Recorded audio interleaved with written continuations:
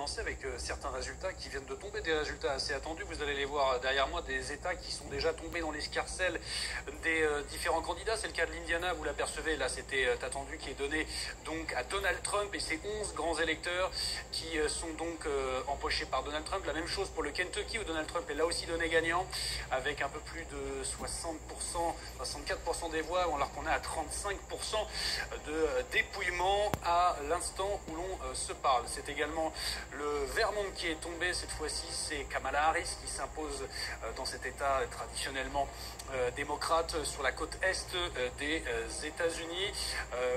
À noter également la Virginie occidentale qui elle aussi est donnée pour Donald Trump avec un peu plus, à peine 10% de dépouillement, mais c'est bien le candidat républicain qui s'imposerait avec plus de 60% des voix à l'heure actuelle. On jette un œil à notre carte des États-Unis qui évolue de minute en minute, d'heure en heure, vous le savez désormais. Donc ces États rouges ici que vous apercevez, qu'on évoquait ici à l'instant, qui sont donc du côté de Donald Trump, le Vermont tout en haut ici sur la côte est qui est pour Kamala Harris. À noter également, et vous l'apercevez, ça suit la fermeture des bureaux de vote. Tous ces États qui apparaissent en gris sur notre carte, ce sont ceux dans lesquels le dépouillement est. À noter également, c'est un résultat qui vient nous parvenir il y a tout juste quelques instants, l'Alabama. Là aussi, ce n'est pas vraiment une surprise. État très conservateur qui est donc donné pour Donald Trump, 9 grands électeurs de plus, donc pour le républicain dans sa besace, si on ne permettez l'expression.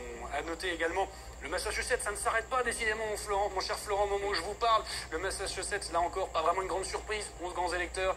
La côte est, Massachusetts, traditionnellement démocrate, et c'est donc Kamala Harris qui est donnée gagnante donc dans cet État. On va y arriver. Et on a sorti notre petite calculette, ça fait désormais 32 pour Donald Trump, 15 pour Kamala Harris.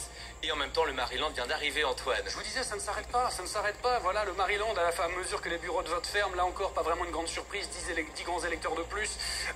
Pour Kamala Harris, donc, qui remporte cet État de la côte est des États-Unis. À noter également que le Mississippi, là aussi, le Mississippi, on va le voir d'ici quelques instants, le Mississippi qui lui aussi, dont on devrait connaître les résultats d'ici quelques instants. Vous allez les voir apparaître sur mon écran. Ça va arriver d'ici quelques instants, on me le promet en régie, je vous assure que vous n'allez pas le louper. En tout cas, moi je suis bien dans l'embarras pour l'instant. Les aléas du direct, comme vous le dites.